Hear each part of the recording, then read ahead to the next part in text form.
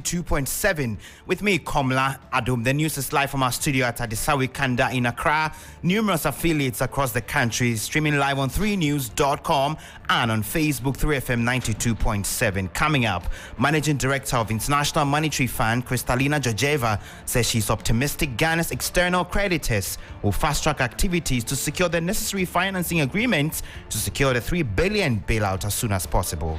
We are expecting that next week there will be discussions among creditors, and I can tell you that I use every opportunity myself to urge them to act swiftly. Creditors are going to move, and we are going to move swiftly. She's been speaking in Washington after meeting Ghana's officials as Finance Minister Ken Ofori-Atta makes another push to get the buy-in of external creditors. Also this morning, Pensioner Bondholders Forum threatens to resume picketing Finance Ministry if their outstanding coupons and principals of bond investments are not paid by April 28. It's not right. We shouldn't treat people like that. We have insisted that we get paid by 28th of this month, or we will resume our picketing. And a little later, National Communications Authority has ordered all telecom operators and internet service providers to deactivate a wide range of SIM cards from their network beginning today. We'll bring you details of these and more.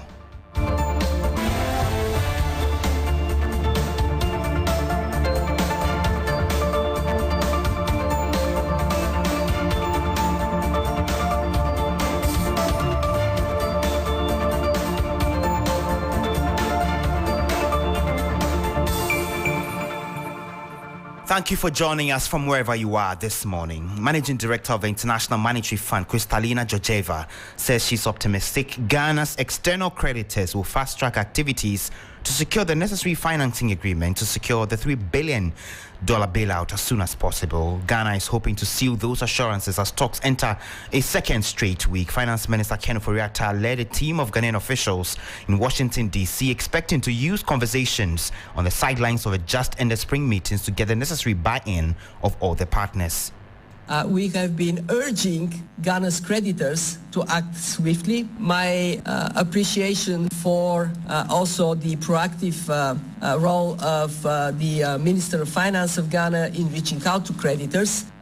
We are expecting that next week there will be discussions among creditors, and I can tell you that I use every opportunity myself to urge them to act swiftly. A country that has long track record of sound macroeconomic management ought to be supported to return to markets. I'm actually quite optimistic. I think Ghana is going to move. The creditors are going to move, and we are going to move swiftly.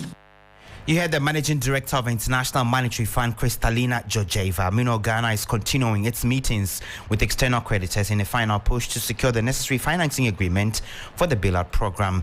Information Minister Kojo Nkrumah says government hopes to meet the May timeline set to secure the IMF program after missing earlier timelines to get the board approval. He spoke to Joy News from Washington. Having concluded the staff level agreement, we need to complete the prior actions so that our agreement can be taken to the IMF board for board approval by the end of March. The government on its own cannot finish all of those prior actions. One of those prior actions, for example, was about the passage of some 3 revenue bills in Parliament. You need, for example, to put in place a debt restructuring program, domestic and external. The domestic may be within your contemplation, but you recall that you cannot force anybody. It's a voluntary exercise that people have to participate in. If you are not getting the participation and you're having to roll down the dates some more, give extensions, it affects the timeline that you have given. You have external creditors that you have to talk to, those in the Paris Club and those outside the Paris Club. All of that is not exactly within your domain. We should have been able to finish with these prior actions so that we'll be ready to get board approval. That's about 2 weeks since March ended. So it is that timeline that has not materialized at this point in time. All of that work has now been completed. And if you heard the IMF Managing Director herself, she is clear in her mind that Ghana has fulfilled what we need to fulfill and that they can now go to the board and get us board approval. Information Minister Kojo Nkrumah there speaking to Accra-based Joy FM. In a related development, the Pensioner Bondholders Forum has threatened to resume picketing the Finance Ministry if government fails to pay the outstanding coupons and principals of their bond investments. Members of the forum say they are disappointed in government's inconsistencies in addressing the matter. There's more in this report. The Finance Ministry, in a press release on Friday, April 14, indicated it had held a meeting with a coalition of individual bondholder groups and the Pensioner Bondholders Forum, in which meeting the stakeholders agreed on a pathway towards the settlement of the outstanding debt service obligations. But the Pensioner Bondholders Forum has denied this. We never accepted any committee to go and start working and come out with how things are going to be paid. Members of the forum earlier demanded total exclusion of the investment from the domestic debt exchange program. Despite getting government exemption, their matured coupons and principals are yet to be paid. If you subject some people like that to this, you are almost killing them. And I said, it's not right. We shouldn't treat people like that. That is not fair. Nobody is happy, especially people whose coupons are now due. They are in pain. According to him, government has the option of borrowing from the treasury market to settle their debts. We have insisted that we get paid by 28th of this month, or we will resume our picketing.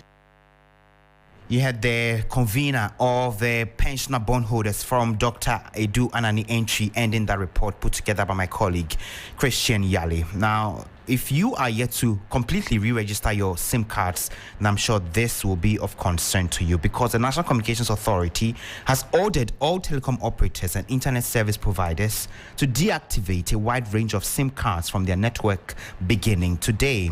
According to the NCA, the telecom company should undertake the deactivation and ensure it reflects in the central SIM registration database, after which a report should be sent to the regulator latest by Tuesday, April 18. Now, this comes on the back of recent reports of fraudulent activities where people's Ghana cards have been used to register many SIM cards without their knowledge. The statement further tasked the telcos to indicate in writing to the NCA by Tuesday, April 18, the total number of SIMs disconnected and to deactivate and remove all SIMs registered after the limit of 10 from their SIM registration databases, and same should reflect in the central SIM register by Monday, April 17. Meanwhile, the major telecommunications networks, in accordance with the above, are all encouraging subscribers who have acquired their Ghana cards to complete their SIM re-registration by end of day today. A press release issued by the Ghana Chamber of Telecommunications noted its members, that's Airtel, Tigo, MTN, Vodafone, have heavily invested in arrangements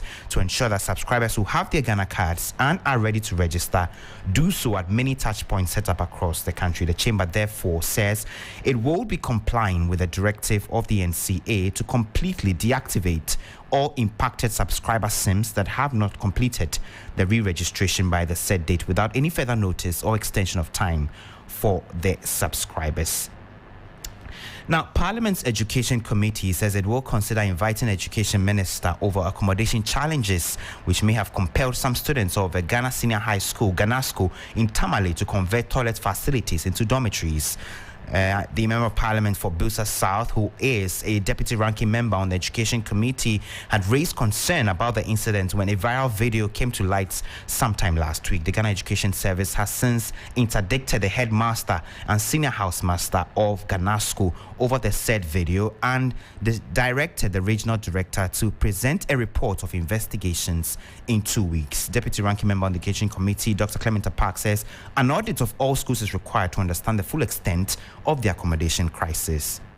As to whether or not the claim being made in the press release that the school had adequate space is one that is still out there. The investigation, yes, but the directive that they should step aside for the investigation to be conducted is what I find a bit contestable. Since that video came out and went viral, I have received reports, although unofficial, indicating that the phenomena that we are witnessing in Ganasco is not exclusive to Ganasco. So it tells me that the issue is bigger and it is not just confined to Ganasco, and for that reason, the Committee on Education ought to be interested in what is going on as far as our secondary schools are concerned. Dr. Clement Park, Bilsa South MP, also Deputy Ranking Member on the Education Committee of Parliament. Now, Deputy Minister for Lands and Natural Resources in charge of mining, George Merekuduka, has expressed worry about the attack on the Wassa mines of the Golden Star Resources Limited at Benso in the Western region. The minister has been speaking on a tour of the area. He was worried about the incident and promised government support to the mining companies in the country. I can assure you that we are on top of our brief and we'll make sure the mining companies are protected widely because they are under the rules and regulations of this country, and we cannot leave them ajar for them to suffer. So we'll do our best in getting them protected, and we have also asked them on this score to deepen their relationship with the communities around. George Merekuduka there, he's a Deputy Lands and Natural Resources Minister. And just before we go, two prospective aspirants seeking to take on the New Patriotic Party tickets in the impending by-election at Kumewu in the Ashanti region may have to wait a while longer to determine if they would realize their dreams. This is because the party's vetting committee is yet to clear them for the party's primaries. We know 8 NPP individuals were seeking to lead the party in that area since the passing of MP for the area, Philip Bassoa. The committee will not disclose reasons for their decision not to approve of the vetting of the 2 individuals, but say their issues may be internal. We know the New Patriotic Party has since set Sunday, April 23, 2023 to select a candidate ahead of the by-election at Kumewu. That'll be all for our package this morning. It came to you live from our studios at in Accra. If you log on to 3news.com, you find a lot more stories there. I am Komla Adom.